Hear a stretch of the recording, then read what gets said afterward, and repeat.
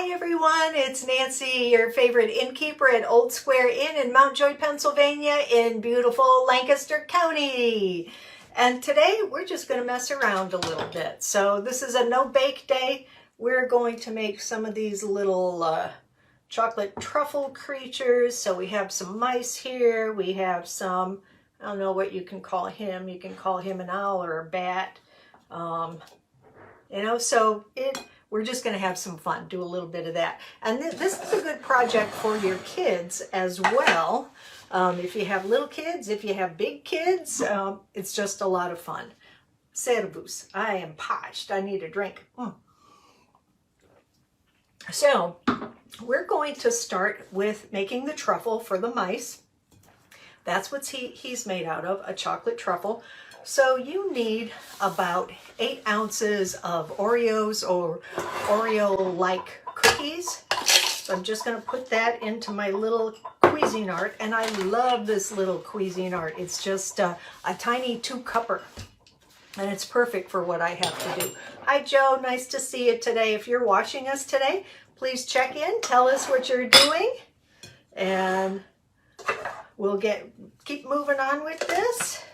All right, so I'm just going to combine the cream cheese. You have 8 ounces of cookie and 4 ounces of cream cheese. And I'm just going to blend this together.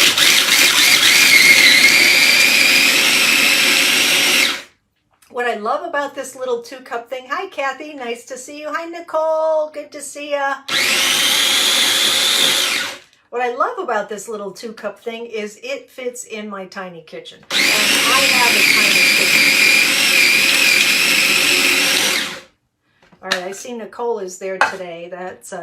She's mom to Parker, my grandson. Here we go. Just spin this a little more. And I know Parker would love to do this because Parker loves sprinkles, and we got a lot of sprinkles going here today. You want this to be a very smooth kind of paste. There it goes. Can you see it? Moving around in there. All right, there we go. Got that done.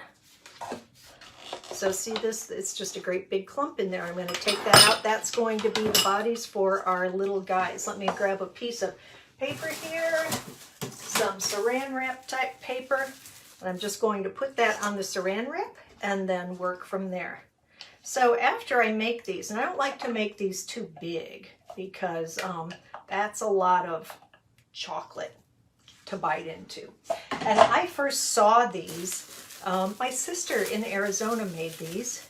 Sister Susan made these, and she had made them for Christmas, and she put them like in little tiny cake gift boxes. They were so stinking cute. Susan, if you're here with us today, or if you're going to get on later, I know they're 3 hours the other way, post a picture of what those look like. All right, so I have this dough right here. It's a very pliable dough. You can move it or squish it around in your hands a little bit if you want. And I'm just going to take this by teaspoonful. I'm going to use just a regular teaspoon, like you pull out of your drawer to stir your coffee. And I'm going to plop that onto my tray. Take a teaspoon. So it's about this much. And for me, that's probably even a little big. Now this is almost the little mouse shape already. So he has a little bit longer snout to him and a little bit rounded body on the back. Did you ever make these before? We used to do these with the kids when I taught home ec, 8th grade home ec, and we used to make chocolate Oreo truffles, and we had the kids mix this up by hand, but then they started sticking their hands in it, so instead we put it all in like a plastic bag, and they squished it around that way. All right. So I'm just going to make a few of these right now, this little mouse shape. Put that aside for later.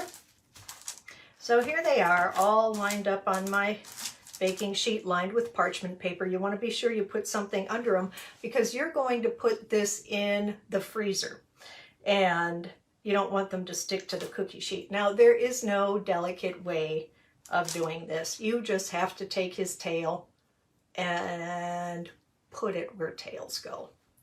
And you want to stick it pretty far in there because you're going to use his tail later to dip him into chocolate. Now, do you see how soft and mushy these are right now? I'm going to stick them in the freezer, and when they're nice and frozen, take them out and we'll dip them in chocolate. So there are my mice ready to go in the freezer.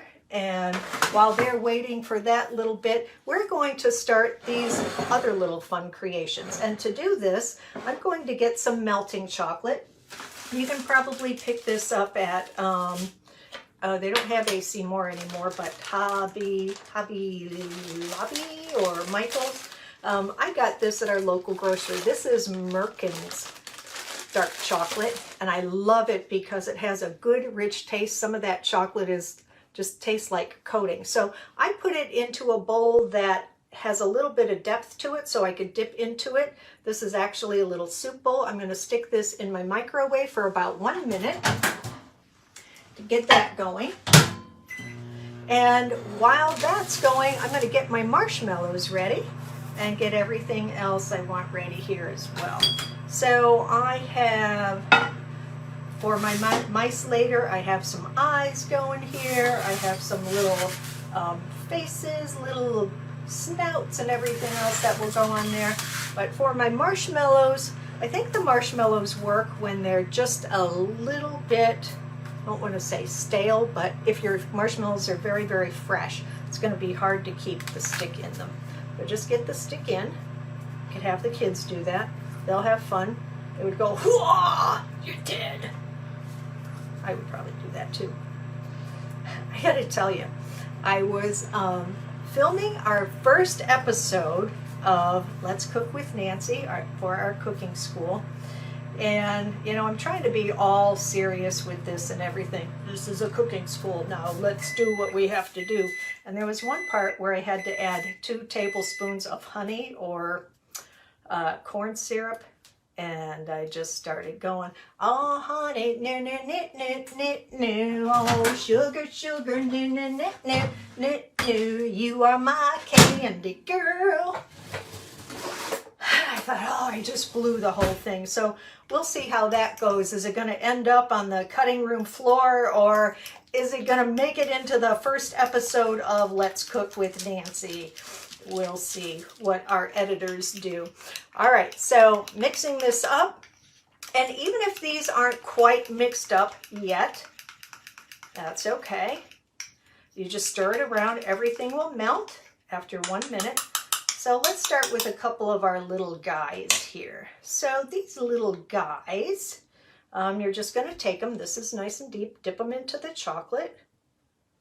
You can see how it nearly covers the top. Now, if this marshmallow were too soft, I wouldn't be able to pull it out of the chocolate. A lot of chocolate drips out of this.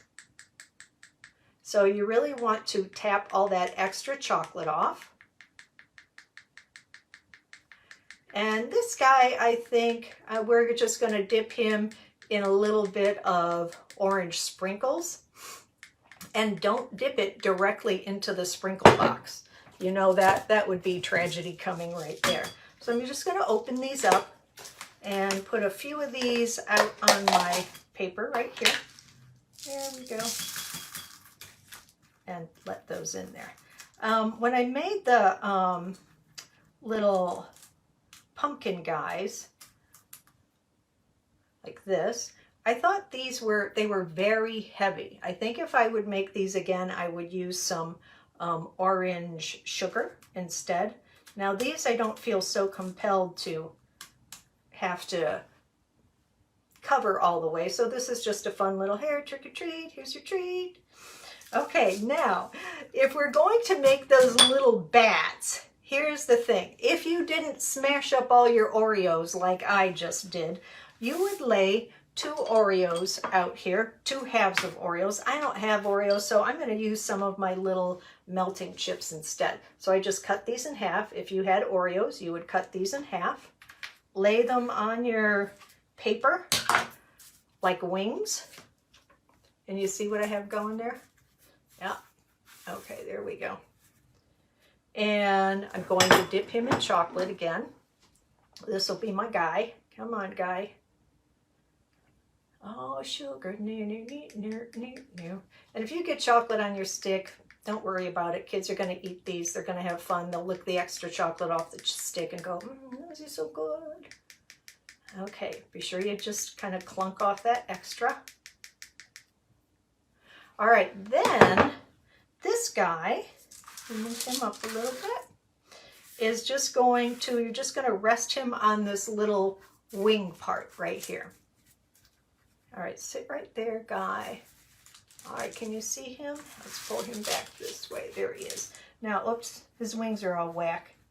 All right, so I have him on his little wings or his little ears or whatever you call him. And then I want to put his face on him. Now, I have some white chocolate chips. I'm going to stick these on for his eyes. There's one.